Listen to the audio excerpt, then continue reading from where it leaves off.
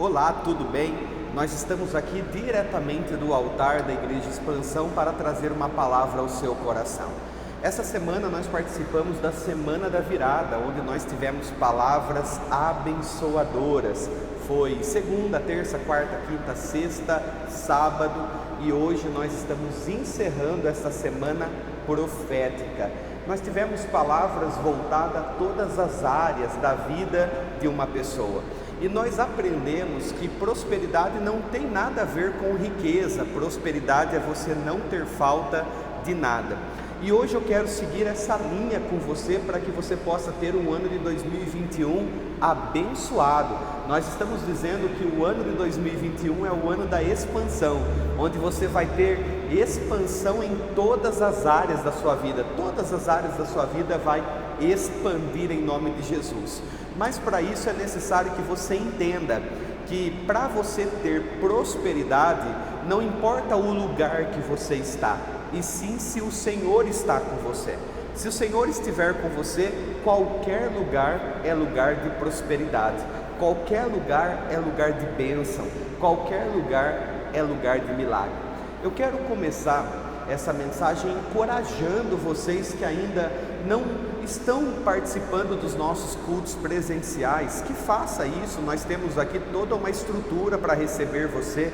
Nós temos o distanciamento social necessário, nós temos o álcool para que você possa fazer aí a higiene das mãos, nós temos também lugares para você lavar as suas mãos e também o cuidado do controle de temperatura das pessoas quando entra no templo. Então eu quero encorajar vocês a participarem presencialmente conosco, porque o culto online ele foi uma ferramenta durante a pandemia, mas nós entendemos que esse é o momento de nós voltarmos a congregar como o apóstolo Paulo direciona. Então eu quero desafiar você a essa semana ainda, domingo que vem, estar conosco para participar de um culto tão abençoado, tá certo? Nós temos algumas direções para a igreja nesse final de ano. Nós estamos dando uma pausa nas nossas conexões, né? As nossas células na Igreja Expansão, ela tem o nome de conexão. Nós somos uma igreja em celular, nós somos uma igreja em célula, quer dizer, nós somos uma igreja celular, nós acreditamos no poder dos pequenos grupos, mas nós chamamos as nossas células de conexão. E nessa época nós damos uma pausa em todas as programações da igreja para que você possa estar com mais tempo com a sua família, passeando, se divertindo, tendo um tempo em família, para que no dia da virada nós estejamos aqui juntos e façamos uma grande festa para recebermos o ano de 2021. Então nós não teremos mais conexões aí durante a semana e também nem programações durante a semana no mês de dezembro. Agora nós teremos apenas os cultos aos domingos. Mas é lógico que pela página da igreja você tem o plano de leitura bíblica que você pode estar seguindo. Nós postaremos alguns vídeos de devocionais também que nós temos. Até a pastora mesmo gravou vários vídeos de devocional. Nós estaremos repostando esses vídeos para que você possa não ficar sem o alimento durante a semana. Então nós encorajamos vocês a não estarem no templo, mas estarem conectados com Deus através de uma vida de devocional. Os cultos às 19 horas, eles acontecem normalmente, tá bom? De domingo, todo domingo, 19 horas, nós estaremos aqui para um culto de adoração ao nosso Deus. Amém? Então eu quero que você abra sua Bíblia comigo no primeiro versículo que nós vamos ler. Está no primeiro livro de Samuel, no capítulo 2 e versículo 30. Nós vamos fazer a leitura de uma palavra maravilhosa que vai trazer hoje um entendimento para você de como Deus age. Eu vou gastar bastante tempo nessa palavra porque eu gostaria que você entendesse que não é o Rodrigo, não é a expansão, mas é o próprio Deus falando. E assim como serviu de advertência para o povo de Israel, essa palavra serve de advertência para nós nos dias de hoje também. A nossa mensagem de hoje, ela tem como tema prosperando em qualquer lugar. Então você pode ser próspero em qualquer lugar. nós não estamos aí à mercê do ambiente, porque a Bíblia diz que nós somos luz, nós não somos iluminados, nós somos luz. Então onde quer que nós cheguemos, a bênção do Senhor, a luz do Senhor também chega, tá certo? Vamos ler primeiro livro de Samuel, capítulo 2, versículo 30, diz assim, versículo 30: Por isso o Senhor Deus de Israel diz: Eu disse verdadeiramente que a tua casa e a casa de teu pai deveria andar diante de mim para sempre, mas agora o Senhor diz: Esteja ela longe de mim, pois honrarei os que me honram, e aqueles que me desprezam serão poucos estimados ou desprezados. Então Deus ele está dando uma palavra a um profeta. Esse profeta tinha o nome de Eli. Os filhos de Eli começaram a praticar várias coisas que não eram corretas e nem retas aos olhos do Senhor. E Deus começou a repreender Eli, para que Eli colocasse ordem nas coisas de Deus. As coisas de Deus, elas não podem ser feitas de qualquer jeito ou do nosso jeito. Elas precisam ser feitas como Deus tem nos orientado. Servir a Deus não é da sua forma ou do seu jeito, mas sim do jeito que Ele pede para que nós façamos. Vale lembrar, queridos, que Deus ele tinha feito uma promessa para Levi, que da tribo de Levi surgiriam todos os levitas, os conhecidos levitas, aqueles que trabalhariam nos cuidados do tabernáculo, aqueles que seriam os sacerdotes. E Eli, esse profeta em questão, ele era um descendente de Levi, só que ele estava cometendo coisas erradas, como eu falei, ele estava permitindo que o pecado fosse praticado dentro da casa do Senhor pelos filhos dele, e ele não tomou uma atitude. Aí Deus ele vem e revoga a promessa que ele tinha feito anterior para a tribo de Levi. Ele diz assim: eu disse que a sua descendência estaria continuamente diante de mim, mas a partir de agora eu não quero mais. Eu não quero mais, porque eu honro os que me honram, mas quem não me honra, quem me despreza, eu também desprezo.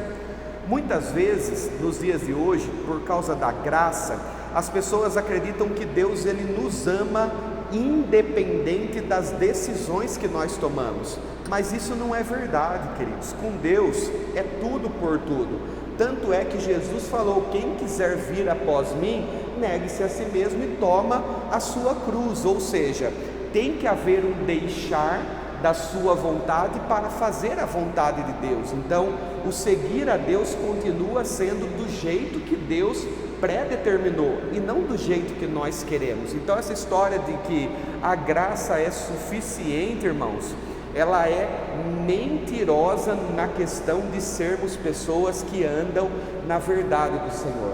Para que a graça ela seja verdadeira, é necessário que você aceite a graça que veio de graça, porém essa graça ela te transforma de dentro para fora. Uma pessoa que não é transformada, ela não experimentou a graça ainda. Então, se você conversar com alguém que diz: a graça me basta, só que ela vive uma vida toda errada, é uma graça mentirosa, porque a graça de Deus ela nos transforma, ok? Então ele estava cometendo o que era errado, e Deus falou assim: olha, se você não me honra, Eli, eu também não te honro. E a Bíblia vai dizer que o não honrar a Deus é desprezar a Deus. Então, uma pessoa que não honra a Deus, ela está desprezando Deus. E se está desprezando Deus, queridos, de Deus não vai receber nada. Da mesma forma, certamente você conhece alguém que agiu com desprezo com você. E qual é a sua atitude diante dessa pessoa, queridos? Ignorá-la, porque quem te despreza, o que você pode fazer para que essa pessoa mude de ideia? Não é verdade? Deus, da mesma forma, Ele deu tanto amor para nós, Ele agiu com tamanha bondade, com tamanha misericórdia, Ele entregou Cristo na cruz do Calvário, que é a graça em pessoa, para nós, sem ainda nós termos uma atitude de arrependimento, para que a gente desse uma resposta para Ele. E qual é a resposta? Eu vou honrar a Deus, porque Deus fez tanto por mim que eu não tenho como retribuir, mas eu vou honrar. E talvez agora na sua cabeça surja uma pergunta: como que eu posso honrar a Deus de maneira prática? O que seria honrar a Deus de maneira prática? Você honra a Deus quando você obedece a palavra do Senhor. Cada vez que você obedece a palavra de Deus, você está honrando a Deus. Você está dizendo assim: olha, eu dou crédito para o que está escrito aqui, eu acredito no que está escrito aqui, eu acredito que o que está escrito aqui é melhor do que o meu entendimento a respeito da minha própria vida. Então você está dando crédito para a palavra, e cada vez que você dá crédito para a palavra, você está honrando a Deus. Mas também existe uma atitude prática. Abra sua Bíblia comigo em Provérbios, um pouquinho para frente aí, Provérbios capítulo 3, e nós vamos ler o versículo 9 de Provérbios, para ver o que Salomão fala a respeito de como nós devemos tratar Deus. Eu disse aqui, queridos, e eu quero repetir: se nós seguimos conselhos de pessoas sábias, Salomão foi o mais sábio da terra. A Bíblia fala que antes dele não houve ninguém tão sábio, e depois dele não haveria ninguém tão sábio. Então, se ele é tão sábio assim, eu acredito que você, sendo inteligente do jeito que eu sei que você é, Deus te deu capacidade mental, Deus te deu raciocínio. O que difere você dos outros animais é que você é um animal racional, você raciocina, você tem essa capacidade. Então você pode escolher agora se você vai dar ouvidos a um homem inteligente ou não. E olha o que ele fala em Provérbios 3, versículo de número 9. Ele diz assim: honra o Senhor com os seus bens, honra o Senhor com os seus bens e com as primícias de toda a sua renda. Salomão ele vai dizer que honra ao Senhor é nós entregarmos daquilo que nós temos recebido aqui na terra. Tanto é que ele vai dizer: honra ao Senhor com os seus bens. E o que é um bem, queridos? Além da parte financeira, nós temos outros bens também que Deus nos deu. Por exemplo, o tempo, a família, a nossa força, a nossa capacidade, o nosso trabalho. Tudo isso é um bem que nós recebemos do Senhor, e nós podemos honrar a Deus através desses bens, não necessariamente apenas de dinheiro, mas também de todas as áreas da nossa vida. E não somente isso, mas Salomão vai dizer: e também com as primícias de tudo aquilo que você receber. Nós devemos entender, queridos, que Deus, Ele pede que nós sejamos fiéis a Ele na questão dos dízimos e nas ofertas. Por quê? O dízimo e a oferta, queridos, é criado para, ele serve também para que outras pessoas sejam alcançadas. Então, através do seu dízimo e da sua oferta, nós temos um prédio aberto, nós temos um conforto para entregar para a sua família. Nós não estamos em um lugar sujeito a chuva, sujeito a sol, não, mas nós estamos em um lugar confortável, onde você pode buscar a Deus, e tudo isso por causa de alguém que está honrando a Deus através dos seus dízimos e das suas ofertas. Talvez você diga assim: pastor, eu não concordo com dízimo e oferta. Eu também, queridos, eu confesso que no início da minha criação, da minha conversão, eu tinha muita dificuldade, porque eu sempre pensei que Deus não precisa de dinheiro, que Deus ele não está interessado no nosso dinheiro. Eu sempre questionei: se Deus é espírito, por que eu vou dar dinheiro para Ele? Dinheiro é material. Se Deus é espírito, como que eu vou agradar um espírito entregando algo que seja material? Eu tinha esses questionamentos na cabeça, até o dia que eu entendi que não é a questão do valor que eu entrego, mas sim da honra que isso representa. Quando você traz o seu dízimo ao altar, você traz a sua oferta ao Senhor, você está dizendo: eu te honro, olha só, eu sou tão grato pelo que o Senhor está fazendo por mim, que eu estou devolvendo de maneira fiel e também de maneira generosa. A minha fidelidade é o meu dízimo e a minha generosidade é a minha oferta. E talvez você se pergunta: pastor, mas o que é o dízimo, queridos? A Bíblia vai dizer que o dízimo também é chamado de primícia, ou seja, os seus primeiros rendimentos, é aquilo que chega na sua mão, você separa primeiro a parte de Deus, e isso é honrar a Deus. Eu vou dar um exemplo de algo que não é dízimo, e muitas pessoas acreditam ser dízimo isso.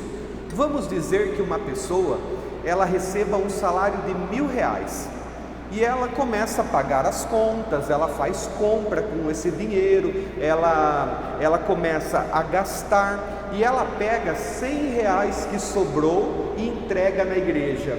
Isso é o dízimo, queridos? Não é. Por quê? O dízimo é primícias, então não é um valor, não é o que você está entregando como referente à sua renda, mas sim a primeira parte. É como se fosse, queridos, numa festa de aniversário, a gente sempre fica suspenso: quem que vai receber a primeira parte do bolo? Não é verdade? E a primeira parte do bolo sempre é entregue para a pessoa mais estimada pelo aniversariante. Geralmente, se ele for casado, certamente ele vai entregar para a esposa, ou se ela for casada, certamente ela vai entregar para o esposo. Se não for casado, certamente vai entregar para os pais, ou se for uma criança, certamente vai entregar para a mãe. Não é assim que funciona? Por quê? Porque é uma questão de honra, não é o que sobra, mas é a primeira parte. Isso faz com que você seja uma pessoa dizimista. Então o dízimo nunca será do que sobra, e muito menos um valor, queridos, mas sim uma disposição de coração de separar a primeira parte para Deus, e o resto, queridos, simplesmente nós vivemos daquilo que Deus permite que nós vivamos. Uma pessoa disse assim para mim uma vez, uma pessoa me perguntou, quando eu era pastor lá em Analândia, ela disse assim: pastor, mas eu vou tirar o dízimo do meu salário, e se faltar o leite para minha criança? Eu disse: na realidade, o dízimo não pode ser contado como seu salário, mas sim algo que você recebe para você entregar para o Senhor. Então você nunca vai comprar um leite para sua criança com o dízimo, porque o dízimo é aquilo que você entrega e não aquilo que fica na sua mão. Se tem ficado na sua mão, não é dízimo. Entendeu, queridos? Então é a primeira parte e mais importante que vai para Deus, não porque Ele precisa, não porque Ele merece, mas porque nós o honramos. E isso é muito forte, queridos. Se você entender esse princípio que honrar não tem nada a ver com o valor, mas sim com disposição de coração, você vai ser uma pessoa bem-sucedida em todas as áreas da sua vida. Vamos ver através de um personagem. Vamos ver essa prosperidade de Deus na vida de um personagem bíblico que passou por diversos reveses na vida dele, mas venceu. Vamos lá, abra sua Bíblia comigo em Gênesis agora, capítulo 40, primeiro livro da Bíblia, Gênesis 40, e nós vamos ler o versículo de número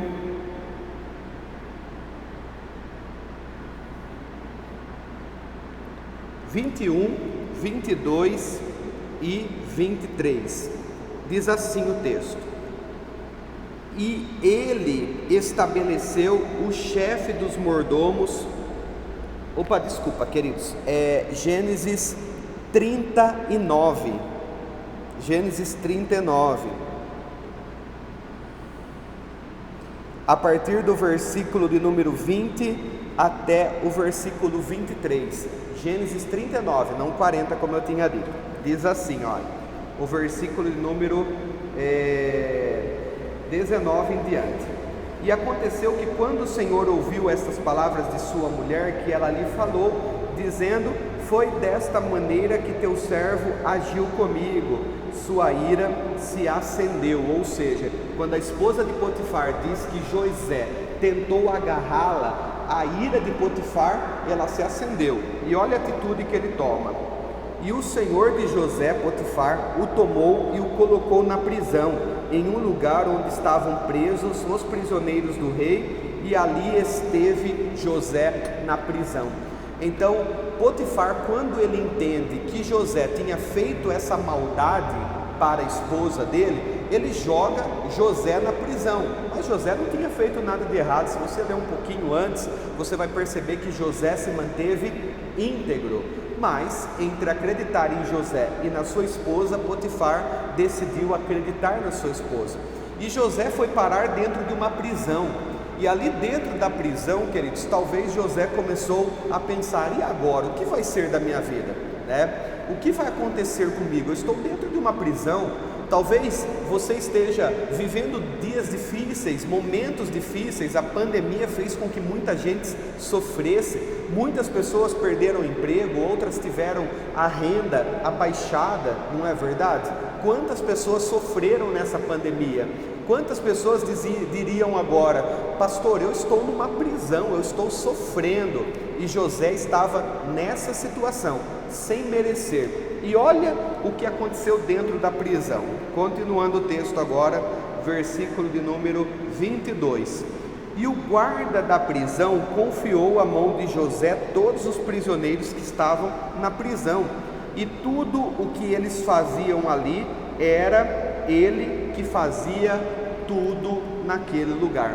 Então o carcereiro chama José e fala assim: José, a partir de agora você vai ficar responsável por tudo que acontece aqui dentro da cadeia, do cárcere.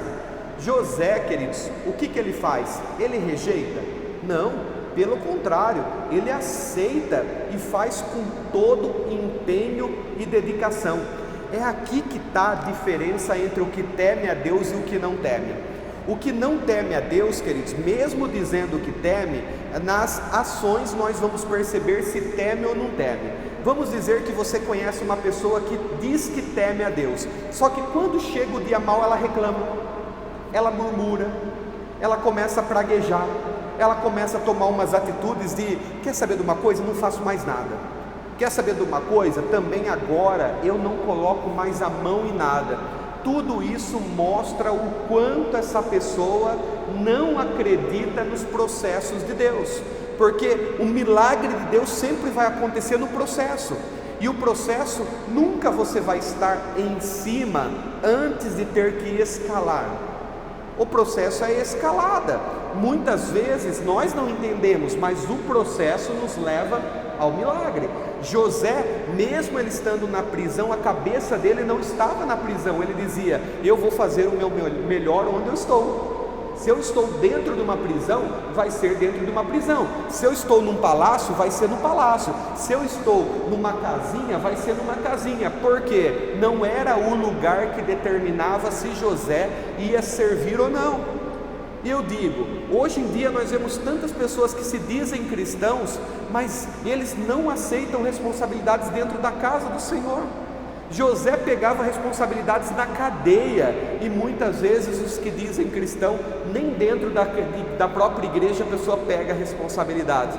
Quantas pessoas agora que estão nos assistindo dizem que são cristãos, mas não têm vindo à igreja porque está com medo da pandemia, do isolamento social, mas frequenta restaurante, frequenta farmácia, frequenta supermercado, frequenta praças, frequentam parquinhos, e aí a desculpa é assim: olha, mas eu tenho que me precaver, porque eu sou do grupo de risco, porque eu sou uma pessoa limitada, eu tenho que tomar meu cuidado. E eu digo, se você vai em mercado, se você vai na farmácia, se você vai nos restaurantes, se você vai num parquinho, se você vai num lugar onde tem pessoas, por que não na igreja? Mas eu vou no mercado porque eu preciso, porque se eu não for eu passo fome.